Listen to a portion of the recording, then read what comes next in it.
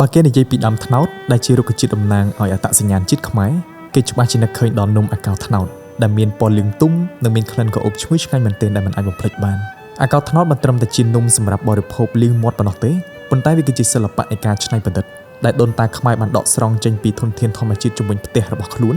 ដែលយកតែផ្លែត្នោតទុំមកច្របាច់យកសាច់រួចលាយជាមួយនឹងម្សៅអង្ករនិងទឹកត្នោតផ្អែម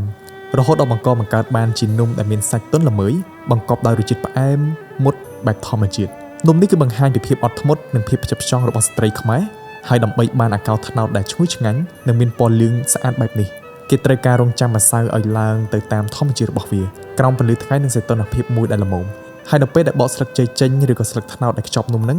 ក្លិនឈ្ងុយនៃម្សៅដែលចម្អិនដោយចំហាយទឹកនឹងធ្វើឲ្យយើងនឹកឃើញពីអនុស្សាវរីយ៍កាលពីនៅស្រែចម្ការភ្លាមៗតែម្ដងទោះបីជាបច្ចុប្បន្នមាននំទំនើបច្រើនចូលមកក៏ដោយប៉ុន្តែអាកោត្នោតនៅតែរក្សាតំណែងជានំប្រជាប្រិយមិនថាសម្រាប់កម្មវិធីបុណ្យទានបង្កក់កូនមង្គលការឬក៏សែនព្រេងតាមទំនៀមទម្លាប់ឡើយញ៉ាំនំអាកោត្នោតគឺជាការញ៉ាំនំនៃក្តីសង្ឃឹមនិងមោទនភាពនៃផលិតផលរបស់ខ្មែរដើម្បីឲ្យតម្លៃនៃមរតកខ្មែរយើងកាន់តែរីកចម្រើនទៅមុខការគ្រប់គ្រងផលិតផលក៏ដូចជាសេវាកម្មក្នុងស្រុកគឺជារឿងដែលយើងគ្រប់គ្នាត្រូវរួមគ្នាធ្វើ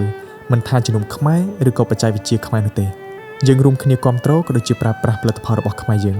ហើយនេះខ្ញុំសូមណែនាំ AC Lida Super App ដែលជា app ងាយស្រួលនៅក្នុងការប្រើប្រាស់ AC Super App គឺជា app ធនាគាររបស់ខ្មែរយើងដែលបង្កើតឡើងដោយស្នាដៃខ្មែរដើម្បីបម្រើដល់ប្រជាជនខ្មែរគ្រប់រូបមិនត្រឹមតែងាយស្រួលនៅក្នុងការប្រើប្រាស់ក្នុងជីវភាពរស់នៅប្រចាំថ្ងៃប៉ុណ្ណោះទេប៉ុន្តែថែមទាំងមានសុវត្ថិភាពខ្ពស់បំផុតជួយឲ្យរាល់ការទូទាត់ប្រាក់ការគ្រប់គ្រងហិរញ្ញវត្ថុរបស់អ្នកគឺមានភាពជឿជាក់បាន